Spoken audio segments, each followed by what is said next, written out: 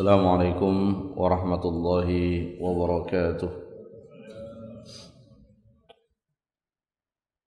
إن الحمد لله نحمده ونستعينه ونستغفره ونعوذ بالله من شرور أنفسنا ومن سيئات أعمالنا. من يهده الله فلا مضل له ومن يضلله فلا هادي له. أشهد أن لا إله إلا الله وحده لا شريك له وأشهد أن محمدا عبده ورسوله. اللهم صل على محمد وعلى آله وصحابته ومن سار على نهجه واهتدى بهديه واستنى بسنته إلى يوم القيامة. يا أيها الذين آمنوا اتقوا الله حق تقاته ولا تموتن إلا وأنتم مسلمون. أما بعد، Ma'asyiral muslimin jamaah salat subuh rahimani wa rahimakumullah. Alhamdulillah, pada kesempatan ini kita kembali melanjutkan kajian kita dalam kitab Taysirul Karimir Rahman fi Tafsir Kalamil Mannan. Dan alhamdulillah, pada pertemuan yang sebelumnya kita telah menjelaskan beberapa ayat yang terdapat di dalam surah Al-Qalam. Adapun ayat-ayat yang kita jelaskan pada pertemuan sebelumnya itu berkaitan dengan larangan Allah Subhanahu wa taala kepada nabinya dan juga kepada kita semua agar kita tidak mengikuti dan mentaati kemauan orang-orang yang mendustakan ayat-ayat Allah Subhanahu wa taala. Karena ketika seseorang mendustakan ayat-ayat Allah Subhanahu wa taala, maka akan menjadi sebab munculnya sifat-sifat buruk pada orang tersebut. Dan itu yang Allah sebutkan pada ayat-ayat di surah Al-Qalam. Allah Subhanahu wa taala mengatakan, "Wala tuti' kulla hallafin mahin." Janganlah mentaati, mengikuti orang yang suka bersumpah lagi hina.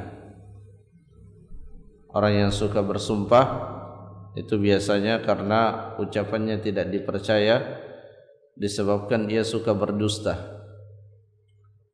Dan kalau seseorang sudah tidak terpercaya ucapannya, maka secara otomatis dia akan menjadi orang yang sangat hina di mata manusia. Hammazim masya'im binamim, yang suka mencelah dan berjalan ke sana kemari untuk mengadu domba manusia. Manna'il lil khairi mu'tadin athim, yang mencegah orang lain untuk berbuat kebaikan, menahan diri dari menunaikan apa yang menjadi kewajibannya berkaitan dengan harta yang dimilikinya, melampaui batas kepada sesamanya, dan banyak melakukan perbuatan dosa. Ini semua merupakan sifat-sifat yang jika ada pada diri seseorang, maka kita diperintahkan untuk menjauhi orang yang memiliki sifat-sifat seperti itu. Kemudian pada ayat yang selanjutnya Allah Subhanahu wa taala menyebutkan di antara penyebab kenapa seseorang mendustakan ayat-ayat Allah, baik mendustakan secara keseluruhan atau mendustakan sebahagian. Allah menyebutkan an kana dza malin wa banin, karena mereka diberikan karunia oleh Allah berupa harta dan anak keturunan. Ini juga merupakan penjelasan bahwa ketika seseorang dikaruniai oleh Allah berupa harta dan anak keturunan, yang lebih daripada yang lainnya, maka itu tidak selalu identik bahwa orang tersebut dimuliakan oleh Allah Subhanahu wa taala. Bahkan bisa saja sebaliknya, di mana Allah Subhanahu wa taala terkadang ketika ingin mengazab seorang hamba, maka Allah membukakan untuknya seluruh pintu-pintu keduniaan supaya mereka bisa leluasa di dalam melakukan dosa dan maksiat kepada Allah Subhanahu wa taala, sehingga secara tiba-tiba akan disiksa oleh Allah Subhanahu wa taala. Di zaman Rasulullah sallallahu alaihi wasallam kita mengenal ada seseorang yang bernama Al-Walid Ibnul Mughirah. Dan inilah salah seorang yang dimaksudkan di dalam ayat ini, meskipun tidak terkhusus kepada dia saja, di mana Al-Walid Ibnul Mughirah ini telah mendapatkan nikmat-nikmat dunia, baik berupa harta yang banyak dan juga berupa anak keturunan. Tapi apa sikapnya terhadap Al-Quran? Dia juga sangat pandai tentang sastra Arab, sehingga pada hakikatnya dia mengetahui bahwa Al-Quran itu bukan perkataan manusia, karena uslub yang ada di dalamnya itu tidak tertandingi oleh uslub manapun. Bahasa Al-Quran itu bahasa yang sastranya sangat tinggi, yang tidak ada ahli sastra di dunia ini yang mampu mengucapkan ucapan yang sama dengan Al-Quran. Oleh sebab itu, orang yang tidak menghafal Al-Quran sekalipun, itu kalau kita tes, kita bacakan kepadanya bacaan yang bukan Al-Quran dan bacaan yang berasal dari Al-Quran, maka mereka akan bisa membedakan, oh ini ayat Al-Quran, ini bukan ayat Al-Quran. Nah, Al-Walid Ibnul Mughirah, ya, kesimpulannya ketika ia telah mendengarkan ayat-ayat Al-Quran, dia mengatakan, qala asatirul awwalin, Al-Quran itu adalah dongeng orang-orang dahulu. Itulah kesimpulannya, padahal sudah sangat nampak di hadapannya bahwa Al-Quran itu adalah kalamullah. Syekh Sa'di rahimahullah mengatakan, li ajli kathrati malihi wa waladihi tagha wastakbara anil haqq, disebabkan oleh banyaknya hartanya, keturunannya, tagha wastakbara anil haqq, akhirnya dia melampaui batas dan menyombongkan diri dari kebenaran. Jadi ini yang selalu diwaspadai oleh setiap muslim. Jangan sampai di dalam diri kita ada bibit penolakan terhadap yang namanya kebenaran. Dan yang dimaksud dengan kebenaran di sini adalah ucapan yang bersumber dari Al-Quran dan Sunnah Rasulullah sallallahu alaihi wasallam. Ya, kalau sudah nampak di hadapan kita firman Allah, hadis Rasulullah, perkataan dan amalan para sahabat, maka tidak ada lagi jalan lain untuk kita lewati selain daripada apa yang ada dalam Al-Quran dan Sunnah Nabi sallallahu alaihi wasallam. Ya, karenanya Al-Imam Syafi'i rahimahullah mengatakan, ajma'al ulama ala anna man istabanat lahu sunnatu Rasulillah la yahillu alla yatrukaha liqauli ahad. Para ulama telah sepakat bahwa siapa saja yang telah nampak padanya sunnah Nabi sallallahu alaihi wasallam, maka tidak halal baginya meninggalkan sunnah tersebut karena perkataan orang. Jadi kalau kita diperhadapkan dengan beberapa pilihan untuk kita amalkan, dan di antara amalan-amalan yang ada di hadapan kita itu adalah amalan yang bersumber dari hadis Nabi sallallahu alaihi wasallam, sedangkan amalan yang lain itu hanya bersumber dari perkataan, ya, perkataan siapapun, maka kita tinggalkan amalan yang bersumber dari perkataan selain perkataan Rasulullah sallallahu alaihi wasallam. Wa ja'alahu min jumlati asatiril awwalin allati yumkinu sidquha wa kadhibuha. Dan Al-Walid ibn al-Mughirah setelah mengingkari dan mendustakan Al-Quran, dia perburuk lagi dengan mengatakan bahwa Al-Quran ini adalah dongeng. Al-Quran ini cerita-cerita orang-orang dulu, yang mana cerita seperti itu bisa benar dan juga bisa dusta.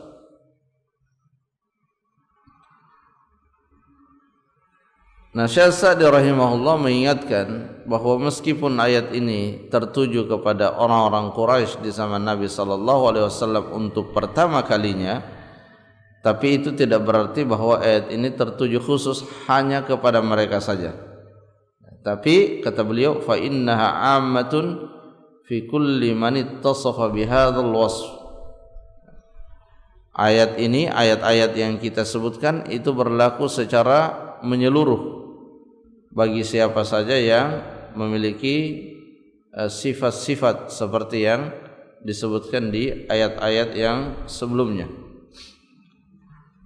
Kemudian pada ayat berikutnya Allah Subhanahu wa taala menyebutkan ancaman bagi siapa saja yang memiliki sifat yang tadi kita sebutkan, halafim, mahin, hammazim, masya'im, binamim, dan seterusnya.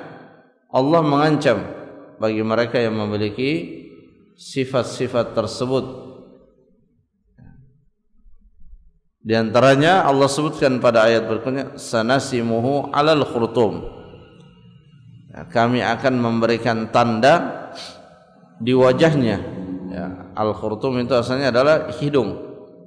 Jadi Allah akan memberikan tanda, yang tanda itu menunjukkan sifat-sifat buruk yang ada pada mereka. Sebagian di antara ahli tafsir mengatakan bahwa tanda tersebut akan diberikan kepada mereka di akhirat kelak nanti. Ya, sebagaimana firman Allah Subhanahu wa taala dalam beberapa ayat Al-Qur'an, wujuhu yawma idzin 'alaiha ghabarah. Pada hari itu ada wajah yang dipenuhi dengan gelap. Yauma tabyaddu wujuh wa taswaddu wujuh. Ya, pada hari kiamat nanti, di hari akhirat, ada orang yang wajahnya berseri-seri terang benderang, tapi ada juga yang wajahnya gelap dan hitam. Dan itulah yang dimaksudkan oleh sebagian ahli tafsir, sanasimuhu alal khurtum.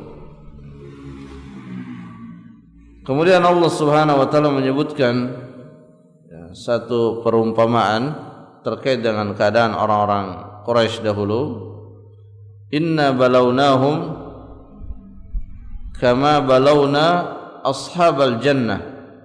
Nah, ini adalah kisah, sesungguhnya kami menguji mereka, ya, kami menguji orang-orang kufar Mekkah berupa kekeringan dan pacaklik, kama balawna ashabal jannah, sebagaimana kami menguji pemilik kebun.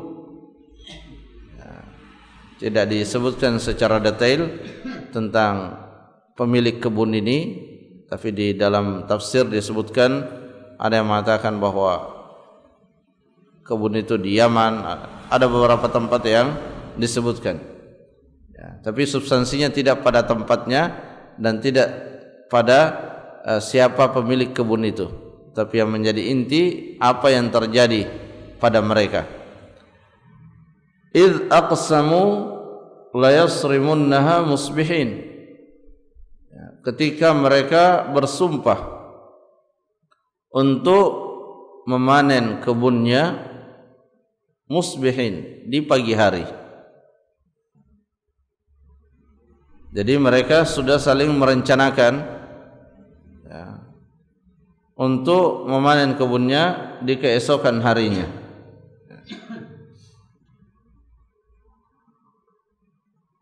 Wala yastathnun, ya, tapi mereka tidak, ya, ini ada dua tafsirannya. Wala yastathnun, mereka tidak mengucapkan insyaallah, ya, padahal kita setiap kali ingin melakukan sesuatu yang akan datang, kita diperintahkan untuk mengucapkan insyaallah, ya, karena Allah berfirman, wa ma tasyauna illa ayyasha Allah, dan tidaklah terwujud apa yang kita kehendaki kecuali Allah menghendakinya. Sehingga ucapan insyaallah ini juga di dalamnya ada unsur kita berdoa semoga Allah menghendaki apa yang kita kehendaki untuk terwujud. Dan lafaz insyaallah ini juga ada manfaatnya di dalam perkara-perkara yang berkaitan dengan sumpah, di mana ketika seorang bersumpah lalu disertai lafaz insyaallah, maka di saat ia melanggar sumpah itu dia tidak terkena kewajiban untuk membayar kafarat. Jadi itu diantara faedah insyaallah. Jadi mereka tidak mengucapkan insyaallah. Tafsiran yang kedua mengatakan wala yastathnun, mereka tidak mengecualikan dari hasil panennya untuk orang-orang miskin, ingin mendapatkan semua apa yang didapatkan dari hasil panennya.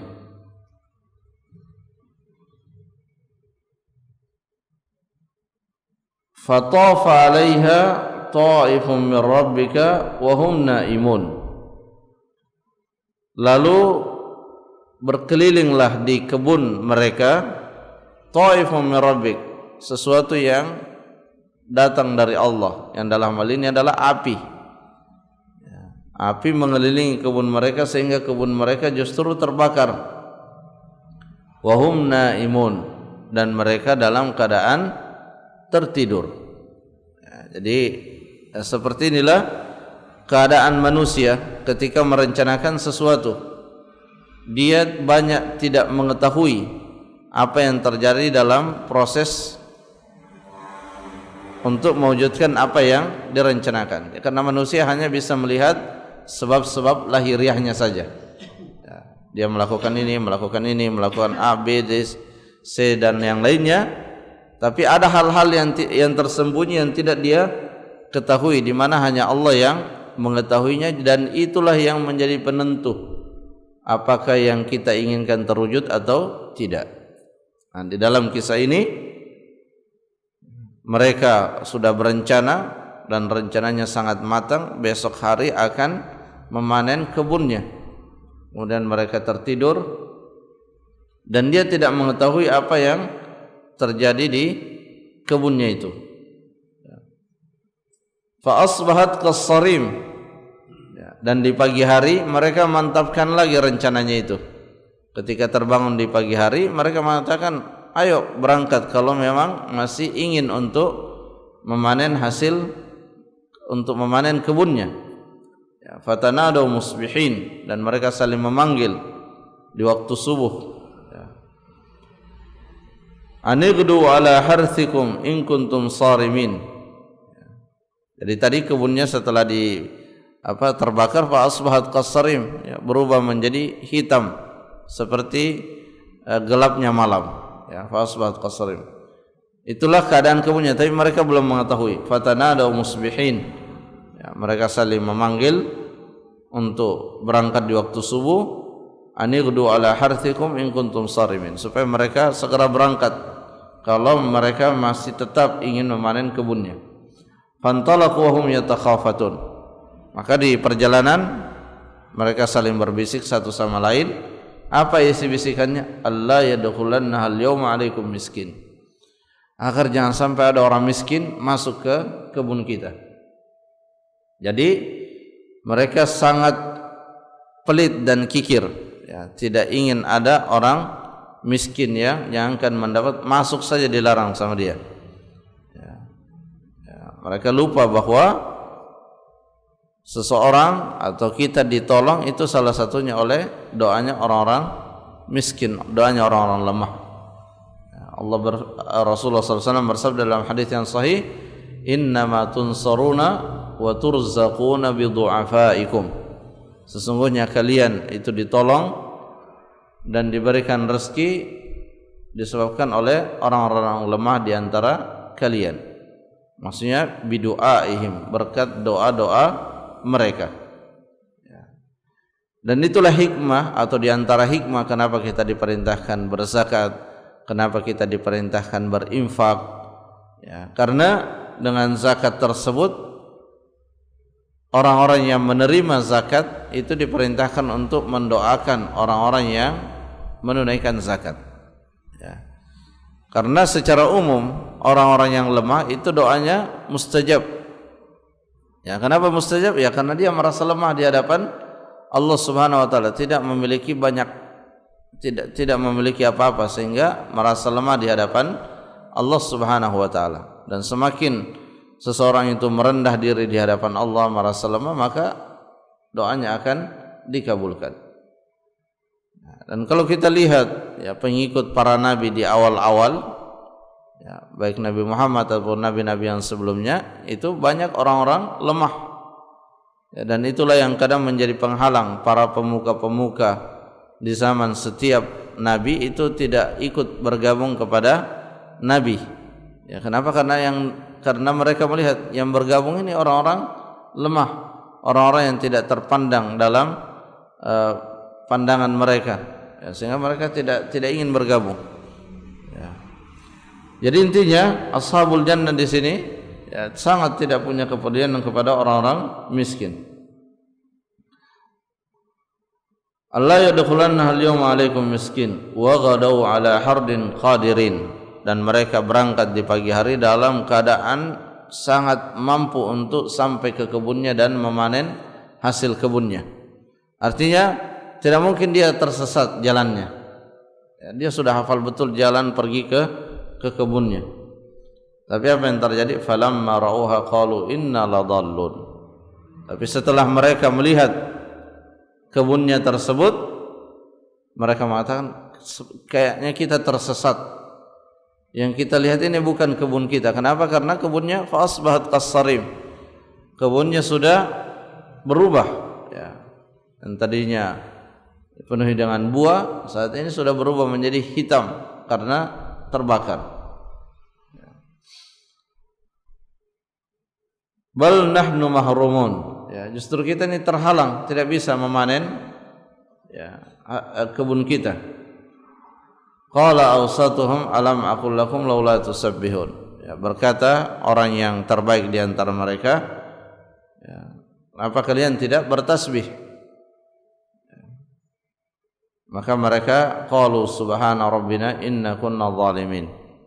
Nah, barulah mereka mengakui, Maha suci Engkau ya Tuhan kami, sesungguhnya kami dalam keadaan zalim. Apa kezalimannya? Mereka menghalangi dan tidak merencanakan untuk memberikan sebahagian dari hasil panennya untuk orang-orang miskin.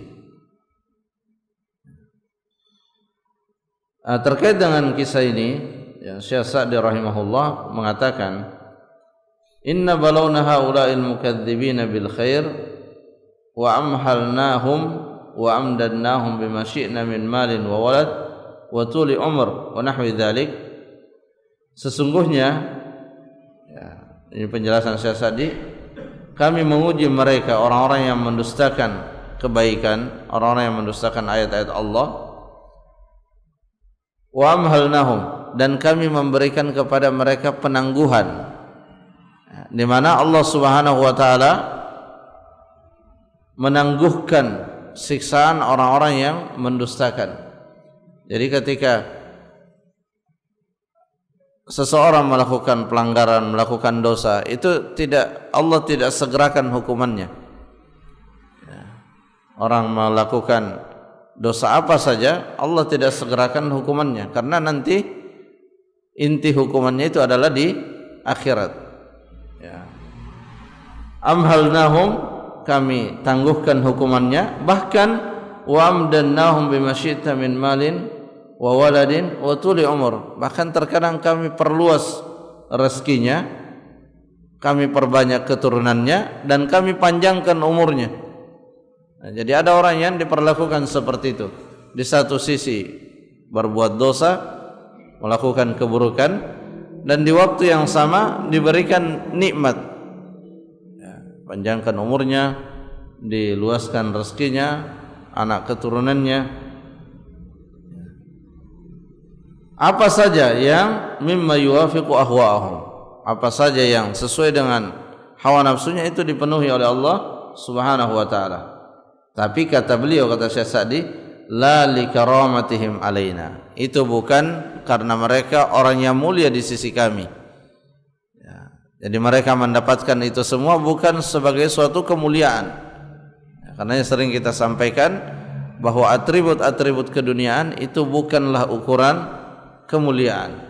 Bahkan bisa saja ada orang yang diberikan seperti itu justru bagian dari istidraj, ya, seperti yang tadi kita sebutkan, ya, dia dibukakan baginya pintu-pintu kesenangan, tapi supaya mereka semakin larut di dalam kemaksiatan, sehingga ketika disiksa juga disiksa dengan sempurna.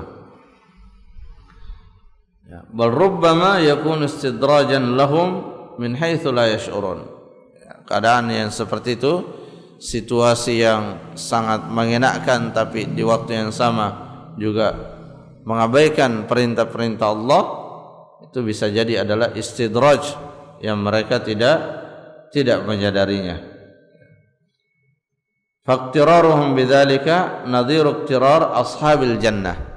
Nah, ketertipuan orang yang seperti ini mirip ketertipuan orang yang pemilik kebun tadi. Dia pemilik kebun mengira bahwa dia punya kebun, buahnya banyak, ya, dan akan diambil semua hasilnya, tidak diberikan kepada orang miskin. Ya, dia tertipu karena tidak mengetahui ternyata kebunnya itu sudah diturunkan oleh Allah api yang membakarnya. Ya, maka seperti itu juga keadaan orang-orang yang diberikan karunia oleh Allah Subhanahu wa taala. Dia mengira bahwa karunia tersebut akan memberikan manfaat kepadanya, tapi ternyata pada akhirnya tidak mendatangkan manfaat. Ya.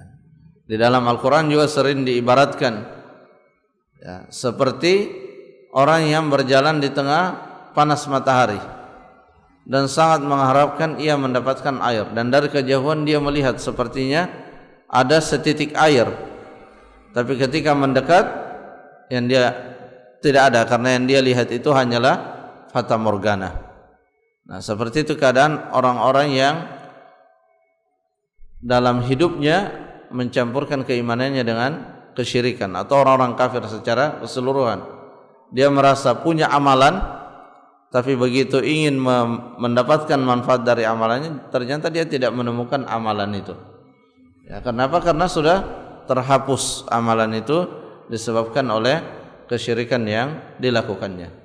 Ya, dan inilah bentuk ketertipuan yang paling hakiki. Ya. Kalau tertipu di dunia dalam muamalah, ya, tertipu dalam jual beli, maka itu masih ada perbaikannya. Tapi kalau tertipunya setelah di akhirat, ya, mengira bahwa dia punya amalan, dia punya kebaikan, ternyata kebaikan itu tidak memberikan manfaat kepadanya disebabkan oleh adanya dosa-dosa yang menghalangi kebaikan itu memberikan manfaat. Ya, di antaranya adalah kesyirikan kepada Allah Subhanahu wa taala. Jadi Allah menyebutkan kisah Ashabul Jannah ini untuk menjadi renungan, meskipun asal dari kisah ini adalah penggambaran terhadap keadaan orang-orang kafir Quraisy di Makkah, di mana Allah menyamakan keadaan mereka seperti keadaan Ashabul Jannah tadi, pemilik kebun. Ya, diberi orang-orang kafir Quraisy itu diberikan harta, diberikan anak keturunan, tapi ternyata Allah hancurkan itu semua, ya, tidak bisa mendapatkan manfaat dari nikmat dan karunia yang Allah berikan kepada mereka. faqtiraruhum bidzalika nadhiru iqtirari ashabil jannah alladziina hum fiha syuraka hina zahat thimaruha wa ayna'at asjaruha. Pemilik kebun tadi yang dikisahkan dalam ayat ini, ketika buah yang ada di kebunnya sudah matang ya, dan pepohonannya sangat indah ya, buah yang ada di atasnya sudah siap untuk dimakan.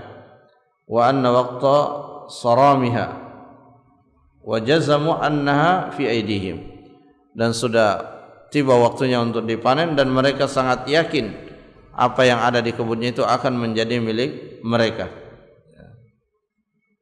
Tidak ada yang bisa menghalangi mereka untuk mendapatkan hasil kebunnya itu ya, makanya sampai mereka bersumpah ya, idz aqsamu la yasrimunah, karena mereka sangat yakin bahwa itu sudah menjadi miliknya. Dia sudah lihat dengan mata kepalanya ya, tapi mereka tidak mengetahui apa yang dikehendaki oleh Allah Subhanahu wa ta'ala. Allah tidak pernah, inna rabbaka labil mirsad ya, sesungguhnya Tuhanmu itu terus mengintai apa yang kita lakukan ya. Saat ini orang melakukan keburukan, Allah tidak balas pada waktu itu juga, tapi Allah mengintai perbuatannya, dan di suatu saat nanti dia berada dalam kesulitan, Allah tidak memberikan kepadanya pertolongan ya. Jadi banyak cara Allah untuk kemudian membalas keburukan yang kita lakukan, dan terkadang kita tidak menyadari hal tersebut. Nanti kalau sudah terjadi baru kemudian tersadar, sebagaimana tersadarnya ashabul jannah ya, ketika sudah melihat kebunnya terbakar baru mereka mengatakan laula tusabbihun. Dan itu yang terkadang juga terjadi ya, di masyarakat kita, ketika musibah terjadi baru kemudian kembali ke masjid ya, itu kebaikan. Tapi sebelum ada musibah jangan sampai kita larut di dalam hal-hal yang buruk, meninggalkan masjid ya, masjidnya sepi ya.